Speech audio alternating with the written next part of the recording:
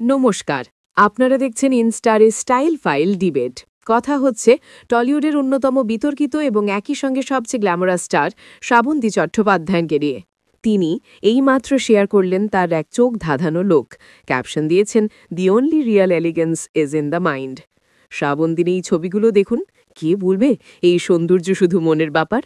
তারই নিখুঁত সাজ, সেই ফায়ারি রেড লিপস্টিক আর চোখে সেই আত্মবিশ্বাসী তীক্ষ্ণপা, এগুলি কি কেবলই মনের ভাবনা থেকে আসে, নাকি এর পিছনে রয়েছে ফ্যাশন এবং গ্ল্যামারের এক সহযত্ন প্রস্তুতি? এই গ্ল্যামারাস লুক দেখে আপনার মনে কি প্রশ্ন জাগছে? মন নাকি মেকআপ? আসল সৌন্দর্য আসলে কিসে? আজকের দিনে এই তারকারা কি কেবলই তাদের ভিতরের আত্মবিশ্বাস দিয়েই আমাদের মন জয় করছেন, নাকি বাইরের আবরণও ততটাই জরুরি?